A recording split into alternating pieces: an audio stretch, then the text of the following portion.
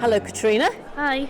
Hi. Can you tell me something about the work that you've created today? Yes, so these are the samples that I created as part of the textile module for my degree.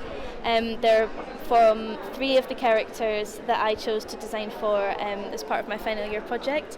The 6 I designed for, I did final designs, and then 1 I made into a full costume, and 3 I made the samples for as if all of them were going to be completely finished as final garments, that maybe some of these techniques would then feature in the costumes. I designed everything for film, so there's a lot of detail put into all of these pieces. Because then obviously when you see it on the big screen, it's going to be far closer than it would be maybe on stage or something like that.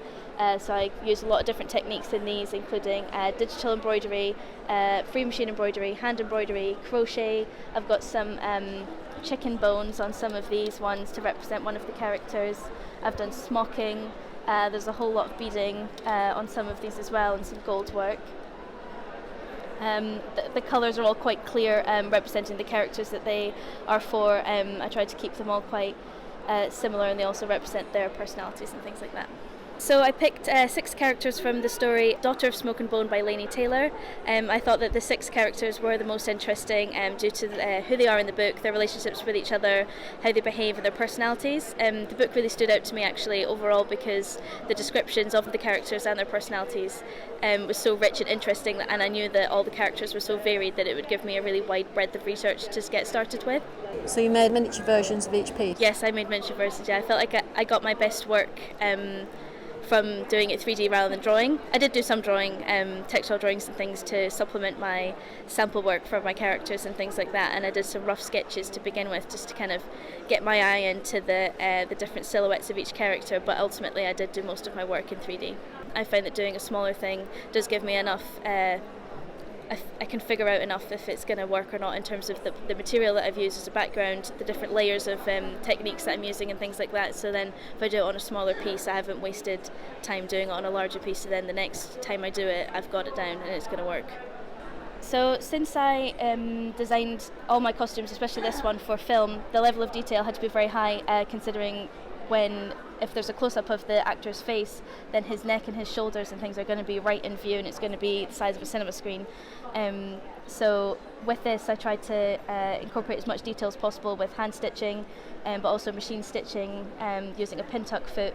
But Brimstone himself would have altered this jacket over time. Once it would have been this gorgeously rich and expensive looking, probably even beaded and embroidered velvet jacket that he once owned, but he has lived for numerous years and is also very well regarded, but he is selfless in that he would repair his jacket himself and not use magic like some of the other characters for trivial things, or as he thinks is trivial things.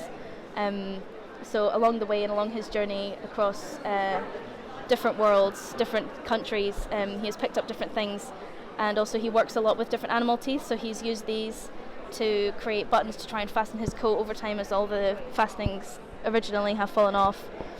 I also, to show his age, I used watered down bleach in a spray bottle to bleach some of the areas of the coat to make it look as if it's been sun damaged, it's been worn, it's been dirtied down with crayon, and just general handling, because this took me a very long time to create, and I did all the embroidery on it once it was constructed, which was easier for me to keep putting it on the stand to see where the next piece of embellishment should go, and I tried to create it in such an organic way that maybe Brimstone also would have done, because he wouldn't have done it all at once in one sitting. So I kind of just tried to react to the way that the cloth, I ended up folding the cloth and things like that. I also used a cheese grater for a lot of the detail where it's been worn. It did end up looking like fur, which was good because Brimstone is actually part human, part ram, part other things. So I feel like that is a good nod to his potentially animal legs, which are under his trousers. But this was, the cheese grating really worked. It got rid of the pile and exposed the fabric underneath, which makes it look very old and worn. How do you start designing the fabric itself? I think about the character and maybe what kind of things that they would wear. Would they wear a woolly coat, or would they more be wearing like a ball gown or something? So for this character, Madrigal, she would be wearing a ball gown because she does attend a ball in the book. So everything that she is wearing is quite opulent and things like that. Whereas Susanna is a ballet dancer, so her stuff is floatier with a bit more of texture and things, but also some beading to show how expensive her outfit was, whereas then Carew is wearing this big red coat. As she lives in Prague and it's winter time, so she's wearing a woolen coat with lots of texture and things, as she's an art student and she maybe would have embellished it herself, and the bones are part of her character and kind of what happens to her in the book as well. So how do you choose the fabrics that you use for your work? I choose the fabrics just based on how they feel, because obviously I've got to hold it for a long time. I've got to try and get the fabric into a hoop. I know maybe that's a bit practical, but I feel like it's going to give me the best options for then actually trying to work with it. Also, depending on the character, I'll pick something that relates to them that maybe they would use or wear, or something or that maybe they would have found. Like Brimstone, a lot of his costume is found materials and things, because he has lived for X amount of time. It's not very clear actually. So over time he would have built up his costume, but his clothing, just with things that he has found and come across in his life. Do you ever paint your fabrics? I do, yes, I do paint my fabrics.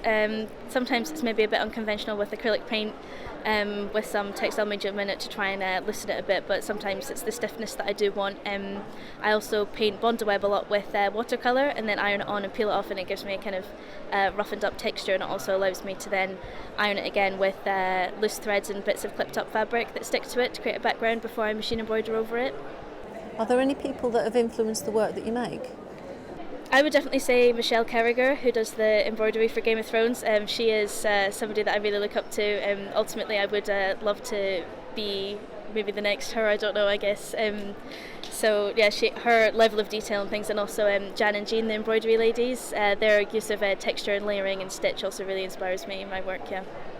Thank you very much for your time. Oh, thank you very much for speaking to me, yeah, thank you.